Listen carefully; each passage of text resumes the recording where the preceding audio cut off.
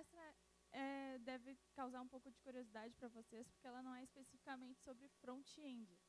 Mas eu vim trazer uma visão de mercado, que é uma visão que eu, com o meu tempo de experiência, acabei adquirindo, e com os meus problemas que eu enfrentei com front-ends na minha profissão, eu, então, resolvi trazer essa nova visão, até para... Enfim, vocês vão entender no decorrer da palestra o que eu vou falar. Então, só para vocês conhecerem um pouquinho do porquê que eu também sou do mundo da programação web, eu sou formada em técnica informática pelo IFSU, Campus Charquadas. Então, lá eu aprendi, em 2012, algum tempinho atrás, a programar para a web. E, nessa época, eu já me interessava pra caramba sobre front-end. Eu era muito suada um pouquinho, porque todo mundo dizia que era a parte fácil, que era só HTML. Eu defendia JavaScript com unhas e dentes, assim, e todo mundo dizia, não, JavaScript, essa coisa é... Melhor? Não, eu defendia muito JavaScript, e as pessoas diziam, JavaScript, isso aí é estranho, jQuery, quem é que gosta disso? E daí, acabei saindo da área, mais ou menos saindo da área de desenvolvimento web, propriamente dito, fui para a publicidade e fui para a área de marketing digital. Eu sou AdWords Specialist, hoje eu trabalho só com o Google AdWords e tenho todas as certificações de AdWords. Eu sou analista de links patrocinados na Mateada, que é uma agência muito legal que eu trabalho aqui no Rio Grande do Sul. E eu sou mídia freelancer da CRZ Branding. Então, basicamente, eu tenho 2 empregos e é bem complicado. Mas, para começar, a gente tem que entender o que exatamente é marketing digital. Quando eu falo marketing digital, geralmente as pessoas me respondem, é Google AdWords, é Facebook Ads, é tudo que é anúncio pago. As pessoas têm essa visão de marketing digital. Porém, uma frase que eu uso muito é que marketing digital é tudo sobre qualquer mídia digital.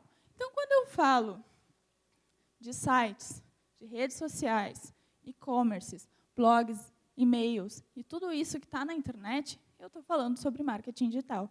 Principalmente quando a gente está falando de alguma questão mais loja virtual, mais negócios mesmo. A gente está falando de marketing digital. Um conceito que a gente tem na faculdade de publicidade sobre marketing é que a publicidade é uma das áreas de marketing. Marketing tradicional, aquele de montar negócios, de empreendedorismo e tudo mais. No marketing digital não é diferente. A parte de anúncios é uma das partes do marketing digital, é só uma das áreas. Todo o resto está inserido ali. Então, o design, o UX, o desempenho da página, engajamento, preço, frete, relacionamento, tudo isso é marketing digital. E por isso que eu resolvi fazer essa palestra voltada para front-ends sobre marketing digital. Eu vou relatar alguns problemas que eu enfrentei, que eu enfrento no meu dia a dia, e eu não vou falar muito aprofundado assim das técnicas e tudo mais, até porque eu não tenho know-how para isso, porque eu não sou front-end propriamente dita. Faço umas brincadeiras, mas eu não sou de verdade. Vou começar com o UX, que é um dos problemas que mais atrapalham, principalmente no meu dia a dia de desempenho de campanhas. O primeiro problema que eu já enfrentei e enfrento muito, e por incrível que pareça, é uma coisa muito simples, é links frustrantes. O que são links frustrantes? Quando eu clico num link e ele me diz que ele vai me levar para uma determinada área do site, ele tem que me levar para aquela área.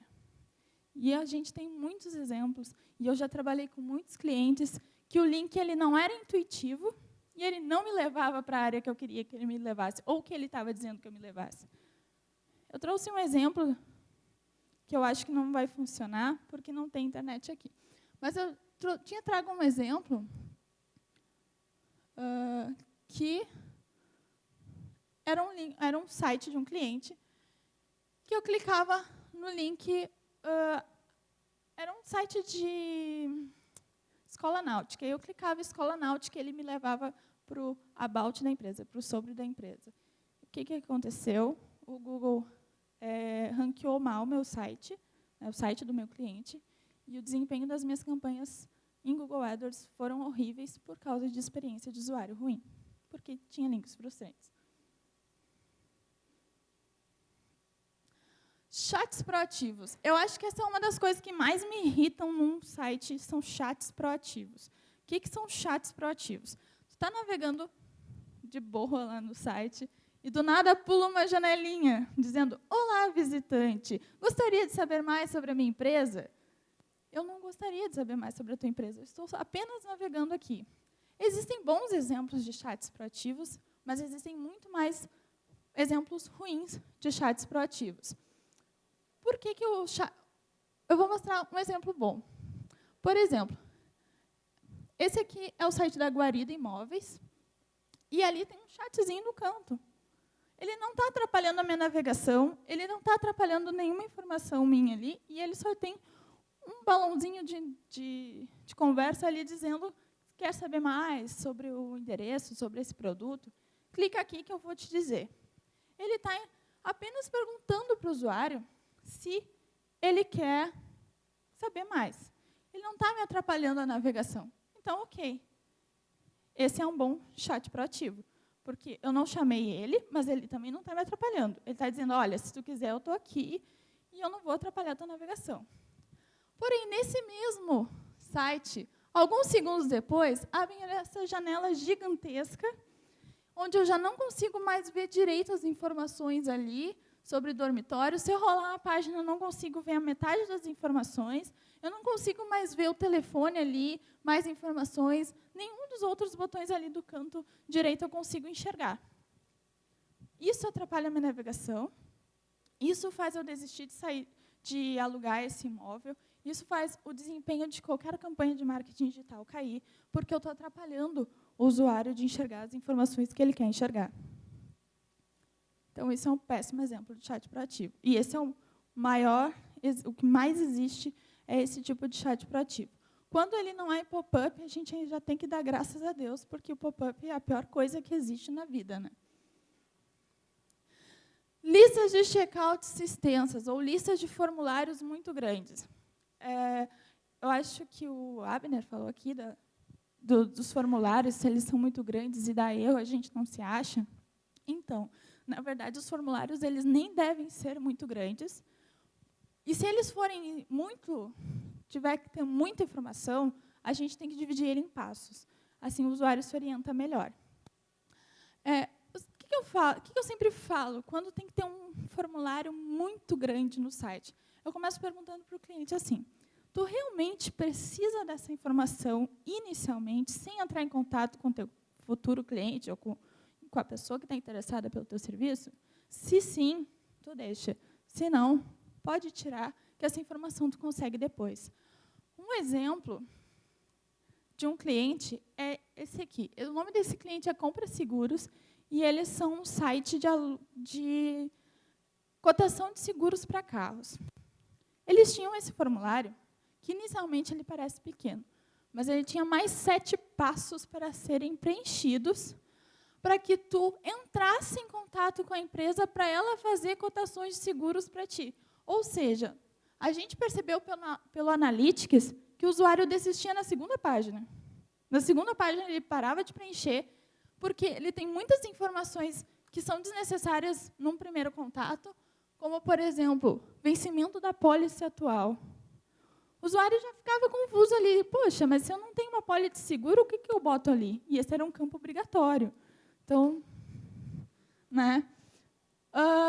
Indicação, ali, marca, ano, tinham várias informações que eram como campo obrigatório, que eram desnecessárias e que faziam o usuário desistir no segundo passo. Quando eles chegaram para mim, para eu fazer anúncio para eles, eu disse assim: olha, eu até faço, mas com esse site aí, não. A gente não vai usar esse formulário, a gente vai otimizar, vai fazer um outro formulário. Se vocês não quiserem fazer um novo formulário, a gente faz uma landing page para essa campanha, mas a gente não vai utilizar isso aqui. São muitos passos. E era desnecessário, porque igual eles iriam ter que entrar em contato novamente com o cliente e poderiam pedir essa informação, essas outras informações, pessoalmente, por telefone, por e-mail, que seria bem melhor. Aí, o que a gente fez? Eu fiz essa landing, e esse era o formulário que a pessoa utilizava para entrar em contato. Não tinha mais nenhum passo, as únicas informações obrigatórias eram nome, e-mail e telefone, para eu poder entrar em contato. Se o usuário não quisesse preencher o resto, ele não preenchia, eu já tinha o suficiente, eu entrava em contato com a pessoa, e daí, sim, eles pediriam mais informações, se tem seguros e tudo mais, para poder fazer as cotações. Resumindo, os desempenhos da minha campanha. Eles tinham em torno de 1 a 2 leads, porque eles já anunciavam antes de entrar em contato comigo.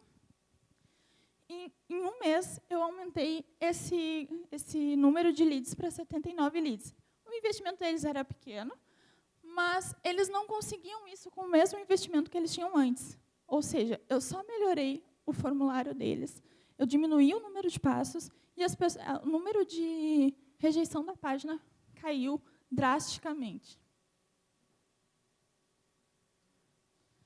Aí, nesse caso, se o formulário precisar ser um pouco mais extenso, a gente tem que indicar para o usuário onde ele está e qual informação, qual tipo de informação a gente quer extrair dele. Não necessariamente eu preciso botar 1, 2, 3.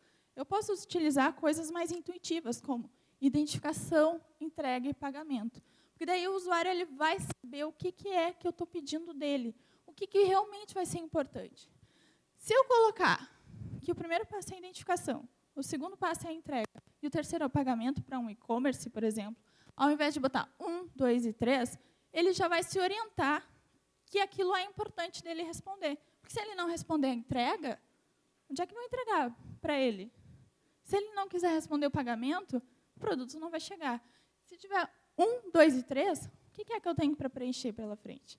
Então, isso já é uma outra questão que é muito simples de trocar no site, que é muito simples de planejar, mas que tem um efeito muito drástico, tanto em campanhas quanto em desempenho do site em geral. Outra coisa que é muito comum que chega para mim é tirar o usuário da página que eu tenho foco. Se eu vou começar uma campanha, agora falando da minha profissão em geral, se eu vou começar uma campanha, toda campanha ela tem um objetivo principal. E eu vou levar o usuário para aquela página que cumpre o objetivo principal, que é a conversão, a ação de conversão, o lead, o que seja. Se eu tiver elementos que tirem o foco do usuário dessa ação de conversão, ele provavelmente vai sair dessa página, não vai realizar a ação de conversão, e eu vou estar investindo, vou estar praticamente rasgando meu dinheiro fora, porque eu não vou ter o resultado que eu espero. Então, a gente pode ter links na página que levem para lugares externos. Isso não é um problema. O problema é se a gente tiver um banner muito gigante, falando, sei lá, a gente está num e-commerce vendendo um determinado produto. Se o usuário chegou a pesquisar aquele produto, ele entrou no teu link, é porque ele está interessado com as tuas ofertas e com aquele produto. E eu tenho um banner gigantesco com uma outra promoção, eu já tirei o foco dele. Eu provavelmente não vou mais converter, ele vai ir para outro site, ele vai comprar outra coisa, mas aí eu vou tirar o foco do que eu queria vender, ou do que eu queria, sei lá, um formulário de inscrição. De repente, ele já sai e não se inscreve mais. SEO. SEO talvez seja o mais próximo entre front-end e marketing digital. Por quê? Porque todo mundo sabe que é, acredito, o básico de SEO, né, que é o que faz o Google e os buscadores, em geral, indexarem teu site. Mas SEO é um pouquinho mais do que isso. Para nós, do marketing digital, SEO nada mais é do que conteúdo. Eu vou trabalhar com palavras-chave, eu vou trabalhar com o conteúdo para que ele seja atrativo para o usuário e convencer ele de realizar uma ação que eu quero. Seja um blog, seja um e-commerce, seja uma landing page de um evento, o que for. Eu vou trabalhar com o conteúdo do SEO. Mas, para a área de programação e também para o profissional de SEO, as tags são o que mais importam. As meta tags, as tags em geral, o tagueamento do site. E eu já vi vários e vários sites por aí que são mais ou menos assim. que o div diz para mim? Ele não diz absolutamente nada. Ele só diz que aquilo ali é uma área, mas ele não me diz que conteúdo é aquele. O que é esse? Eu, como ser humano, entendo que isso aqui é um menu. Porque eu sou um ser humano, porque eu aprendi programação e eu sei que um conjunto de links, que são tags A, são um menu. Mas, e para o Google? Ou para algum robô de busca? Isso aqui é só um conjunto de tags. Ele não consegue identificar que aquilo ali é um menu. Então, ele pode indexar, na busca, um menu, que não propriamente diz que aquilo é o conteúdo. Não propriamente é o conteúdo que eu estou buscando. Pode ser só o nome do menu. Por exemplo, produtos e soluções. Eu estou procurando por uma solução de um produto. Ele pode indexar isso aqui, porque ele não identificou que isso aqui é um menu. Mas quando a gente trabalha assim, por exemplo, usando a tag nave, aí eu digo para o meu navegador, para o meu robô de busca, que aquilo ali é um navigation, ou seja, ele é um menu e o Google provavelmente vai ignorar, ou qualquer outro robô de busca vai ignorar. Isso aqui não me importa, isso aqui é só um menu. Vamos para o conteúdo. Eu trouxe alguns exemplos só, bem básicos, do que é extremamente fácil de implementar e não tem uma curva de aprendizagem grande para quem está iniciando. Que, por exemplo, usar as tags de título, né, head ou H1, o subtítulo, tagar com H2, separar o site em seções, separar os artigos, separar o conteúdo principal na tag main. Se eu separar o conteúdo principal na tag main, dizer qual é o título do meu conteúdo e botar o meu parágrafo dentro do article, o Google agora sabe que eu estou falando de um texto e que provavelmente isso vai interessar, vai ser relevante para o usuário. O que isso me traz? Isso aumenta a relevância nos buscadores, né? Porque ele vai identificar que aquilo é um conteúdo interessante. Então, ele vai aumentar a relevância e vai melhorar a legibilidade do código, que é algo que eu vou falar mais para frente, que traz bastante dificuldade hoje em dia, que eu vejo falando bastante sobre código legado. Microdata. Microdata, eu não tenho visto muito falarem sobre microdata em eventos no geral. E microdata foi uma coisa que, quando eu vi, eu fiquei muito encantada. E eu disse, cara, eu preciso usar isso direto. O que é microdata? O que ela vai fazer? Ela vai especificar ainda mais o que é aquele conteúdo. Ela vai trazer mais relevância ainda para o meu conteúdo e para o meu buscador. Trouxe um exemplo parecido, com um SEO básico ali, o Google já identificaria que aquilo ali é um conteúdo, mas ele sabe me dizer que aqui eu estou falando de um filme, propriamente dito? Ele não sabe me dizer, porque aqui é só texto. Eu só estou dizendo que aquilo ali é um título, que aquilo ali é um parágrafo, mas ele não sabe me dizer que direção se refere ao diretor do filme. Quando eu uso microdata, e a microdata ela é padronizada pelo schema.org, eu vou automatizar, eu vou dizer para ele, ó, agora ele sabe que isso aqui é um filme, porque eu estou dizendo ali, ó, que o esquema, que é o esquema que eu estou usando, é de um filme. Então, é a padrão de um filme, já estamos falando de um filme. Que aquilo ali é a descrição do meu filme. Que eu estou falando de uma pessoa, que o nome da pessoa é aquele e que essa pessoa é um diretor. Que a música foi composta por aquela pessoa ali. Então, quando eu pesquisar no Google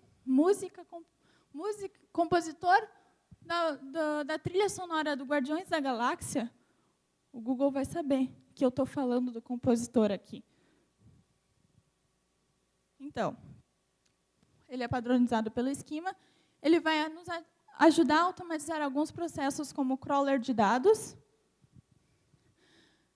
Alguém sabe o que é crawler de dados? Poucas pessoas, pelo jeito. Eu trabalho em um crawler de dados também, que não foi lançado ainda. E, basicamente, o crawler que eu faço é precificação. Então, eu coleto dados de preços para oferecer o melhor preço para o meu cliente. Basicamente isso, é um coletor de dados. E aí, com o microdata, eu consigo saber, por exemplo, de um produto, qual é o preço dele, qual é o frete dele, porque eu estou dizendo para aquele leitor, para aquele buscador, para aquele robô, o que é o preço. Onde é que ele está localizado? Então, algumas outras considerações que eu não encaixei, propriamente dito, em um bloco de SEO ou de UX, mas que são considerações gerais, e ao longo do tempo eu fui fazendo esse overview, assim, que são coisas que a gente deve se interessar, não só para o desempenho da página em si, mas, no meu caso, como analista de marketing, isso influencia diretamente nos resultados das minhas campanhas. Por exemplo, CSS e JS inline. O que isso significa? O que for o principal do meu site que eu tenho que carregar o CSS, eu coloco inline. É uma técnica. Significa que eu não vou ter que carregar um arquivo para que aquela parte principal, a primeira parte que tem que aparecer, seja carregada. Isso aumenta a experiência do usuário. Isso diminui o carregamento da página visivelmente para o usuário. Não significa que não esteja carregando o CSS, mas visivelmente eu estou vendo ali tudo bonitinho. E diminui a taxa de rejeição. Falou em taxa de rejeição, falou, para mim, é um fator muito importante. Não usar JavaScript para carregar os primeiros pixels da página. Porque se o usuário tem o JavaScript desativado no navegador, eu não vou carregar. Então, eu tenho que pensar nesses casos também. Se eu tenho um e-commerce que ele é todo em JavaScript e o cara não ativou o JavaScript, ele não vai carregar? E aí, como é que eu vendo? Eu tenho que pensar que o usuário ele não necessariamente precisa ter o JavaScript ativado. Tem muitas pessoas ruins que fazem isso, que não ativam o JavaScript. Web Fonts, que é uma coisa que eu sou apaixonada desde 2012, que eu falava para as pessoas, Web Fonts é o futuro, e as pessoas riam da minha cara. Hoje, o Web Fonts é o futuro. Que nada mais é, cara, se eu tenho um ícone padrão, por que eu vou carregar ele com imagem se eu posso carregar ele com fonte? Sabe? Eu tenho ali o ícone do Facebook. Ele não vai mudar. Aquele é o logo do Facebook. Então, por que eu vou carregar ele com... Acabou de estragar aqui o meu... Vou continuar mesmo assim, tá, gente? Depois, quando arrumar, a gente volta. Então, por que eu vou carregar o ícone do Facebook com imagem? Ou, sei lá, com SVG, com o que for. Ó, voltou. Foi a tua presença. Por que eu vou carregar? Se eu posso carregar com fonte, que é algo muito mais leve, e vai diminuir o tempo de carregamento do meu site, vai ser uma coisa desnecessária eu ter uma imagem ali, que daqui a um pouco tem que ser uma imagem pesada, e ele vai ser otimizado para os tamanhos de tela também. Então, o usuário vai conseguir visualizar aquele ícone de uma maneira muito boa, em diferentes tamanhos de tela. A Bold Default já foi citado aqui, que é a gente carregar sempre os primeiros pixels visíveis, principalmente no celular, né, e deixar o resto para carregar depois. Se vira depois. O primeiro, ele, sem rolar a página, tem que estar carregado inicialmente. E quando a gente fala de design, também tem que pensar dessa forma. Primeiro, eu vou carregar a informação principal que eu quero que o meu usuário veja. Offline first, que também já foi falado aqui, que aumenta a experiência de usuário, né? Então, se eu não tiver internet, o que é uma coisa super comum no Brasil, de cair a internet, eu tenho, pelo menos, uma interface amigável ali para o meu usuário. Organizar o código. Aí chegou numa questão que ela me incomoda bastante. Eu tenho um programador lá na minha empresa que ele diz que SEO não é importante para começar. Eu peguei um código dele para instalar uma tag comum, do Tag Manager para fazer tagamento dinâmico de analíticas. E eu não entendi o código dele. Porque simplesmente dentro era um index.php, tinha JavaScript, PHP e HTML dentro do mesmo arquivo. E, para vocês terem noção, era um site que tinha 5 páginas. Essas 5 páginas, todas eram escritas nesse mesmo index.php, chamado por iframe. Mais ou menos essa situação. O que aconteceu? O CSS dele não era genérico, ou seja, ele tinha um ID para cada elemento. Então, a gente não tinha uma padronização.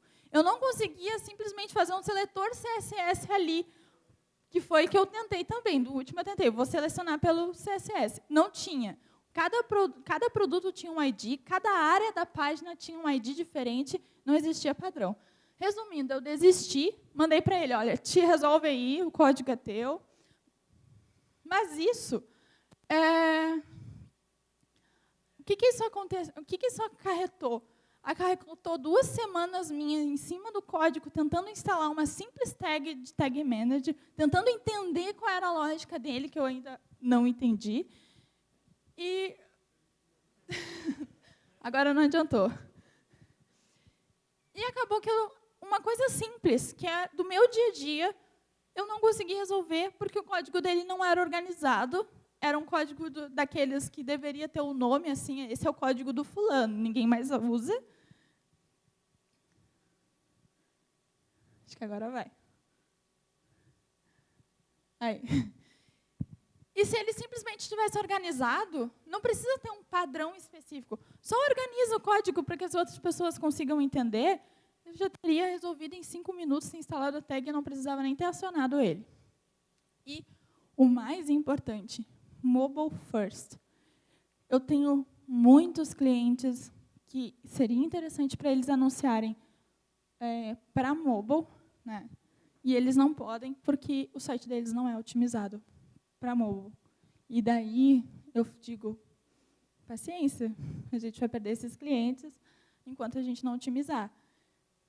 E segundo dados do Google, o uso de smartphones, principalmente para decisão de compra, já é cerca de 90% dos usuários no mundo que utilizam um smartphone para pesquisar produtos, principalmente se eles estiverem por perto. Então, é uma coisa muito importante, desde o design até o desenvolvimento do site, tanto front-end quanto back-end, pensar mobile first. Depois a gente resolve o desktop. Vou pensar primeiro como a gente faz para o celular. Para guiar vocês sobre tudo isso que eu falei e me ajudarem no meu dia a dia de marketing digital, e não precisar dizer, olha, programador, resolve isso aqui porque eu não entendi, eu fiz um formulário que é um checklist. Mas para guiar mesmo, não tem sobre tecnologia, eu não falei sobre nada, não defendi JavaScript nem nada. É só um guia sobre, será que eu fiz isso? Será que eu não fiz? Então, no dia a dia, tu vai desenvolver um site, tu vai ali, eu sou profissional de UX, está separado por profissionais. E eu faço esse checklist básico, que, inclusive, se alguém quiser contribuir, pode contribuir. Eu fiz eu me preocupei com isso, eu me preocupei com SEO, eu fiz as tags, eu utilizei as tags corretamente, eu fiz o carregamento dos primeiros pixels, eu não fiz em JavaScript, eu fiz CSS inline e JS inline para a parte mais importante, eu minifiquei o meu CSS e meu JavaScript, né? Tudo isso está ali, é mais um guia mesmo para ajudar no dia a dia, quem quiser contribuir, pode contribuir. Então, é isso. Me sigam no Twitter, por favor. Eu tenho um canal no YouTube que eu falo sobre marketing digital e um pouquinho de front-end, para quem quiser saber mais. Tem um canal lá só sobre microdados. Tem 2 vídeos, na verdade, sobre microdados. Essas são as referências que eu utilizei, porque eu trouxe algo um pouco novo, então acho interessante mostrar para vocês de onde eu tirei toda essa ideia. E é isso. Obrigada.